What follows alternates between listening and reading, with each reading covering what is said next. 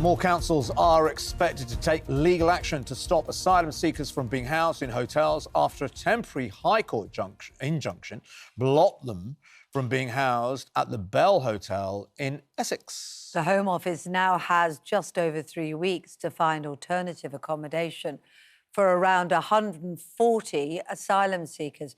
Well, joining us now is the Security Minister, Dan Jarvis. Good to speak to you this morning. What is going to happen to those asylum seekers? Where are you going to put them? Because you've got 3 weeks to sort it. Good morning, yes. So we're looking very carefully at the legal judgment from yesterday. We are identifying contingency options for how those people can be relocated to other appropriate accommodation. But we've never believed that hotels are an appropriate accommodation arrangement for asylum seekers. And that's why we've made the commitment that we're going to phase out the use of hotels in general for asylum seekers by the end of this Parliament.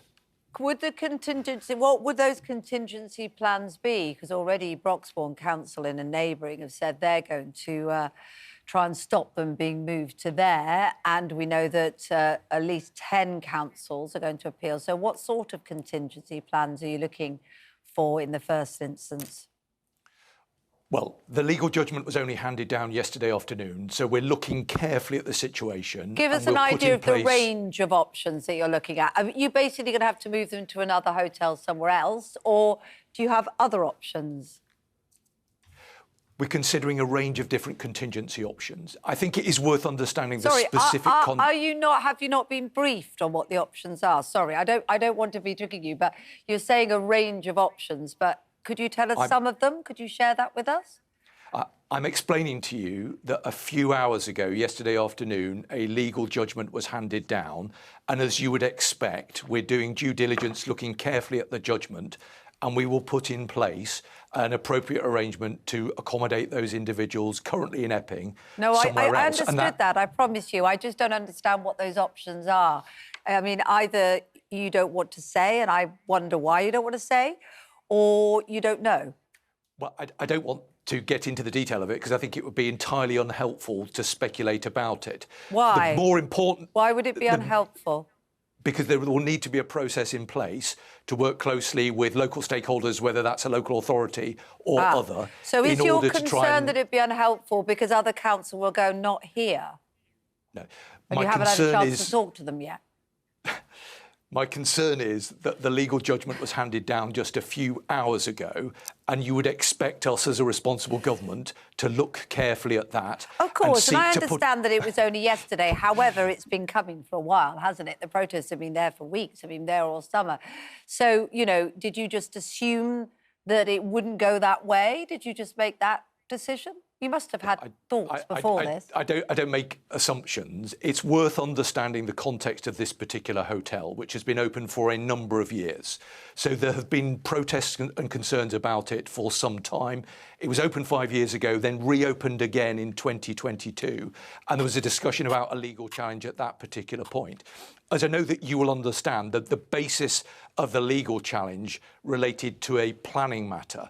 So there are some very specific circumstances in Epping which has led for the District Council to make this legal challenge, which is entirely their right. What the public would expect us to do is to look closely and carefully at a judgment, which was only handed down just a few hours ago, and then work with others to put an arrangement in place that is reasonable and appropriate. They might also expect you to have had some thoughts before this is coming. And in fact, some members of the public, not all, of course, because we've seen protests on both sides, some members of the public see this as a victory and that they're predicting that the protests that they feel has put a magnifying glass on the situation there are going to spread. So do you have a security issue in the sense of disorder?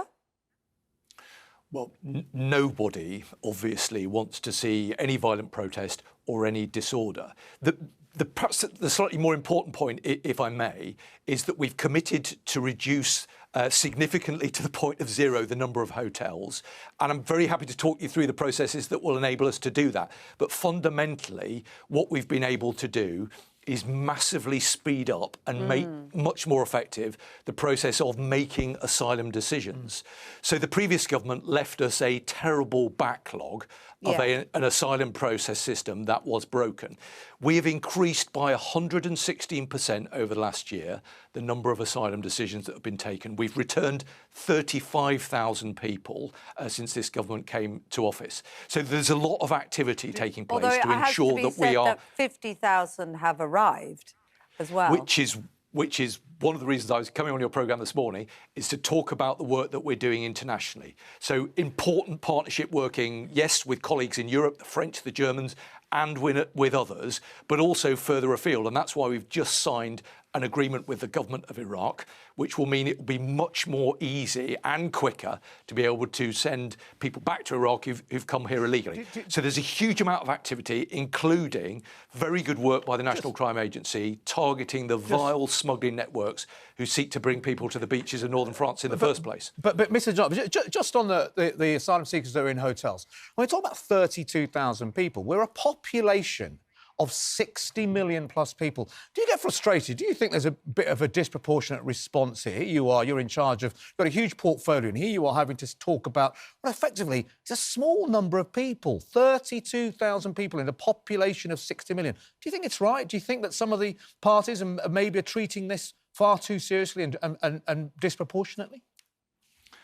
No, I wouldn't want to kind of play down the seriousness of this. And I completely understand the concerns that people have had right around the country about this particular matter. We share those concerns.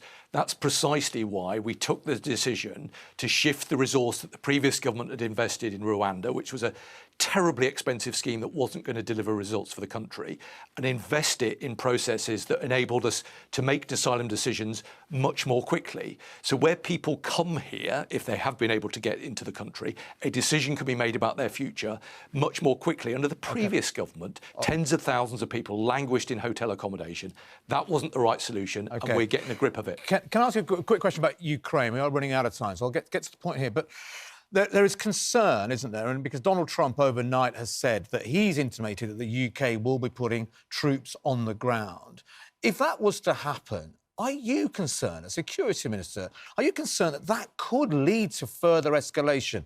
Any skirmish on a military line between Russian soldiers and UK soldiers could lead to something far more bigger and worrying, potentially a world war. I mean, is that so? Looking at that, is it even a realistic and viable option?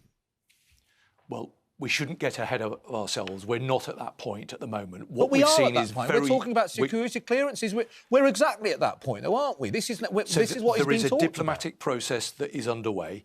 Peace is a process, it's not an event, and it's very positive to see the Alaska summit. And then the Prime Minister, along with a number of other European leaders, was in the White House with President Zelensky just a couple of days ago, and the Prime Minister's chaired a meeting of 30 international leaders, the Coalition of the Willing. We urgently need to see a peace agreement in Ukraine.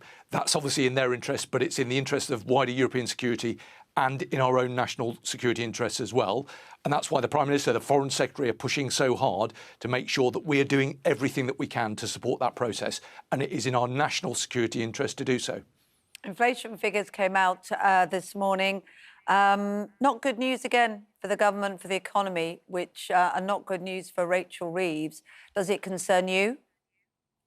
Well, the Chancellor has taken difficult decisions to fix the fundamentals of the economy, to ensure that we are better placed than the previous government to get a grip of the cost of living crisis. Economic growth is our absolute priority as a government. There have been a number of more positive indicators in recent times. Nobody's complacent about the scale of the challenge that we face, but the Chancellor has taken those tough decisions so that we are best placed to grow our economy and invest ambitiously in the public services that we want to deliver for our constituents and for the country. OK. Dan Jarvis, Security Minister, thank you so much for joining us this morning. We appreciate it.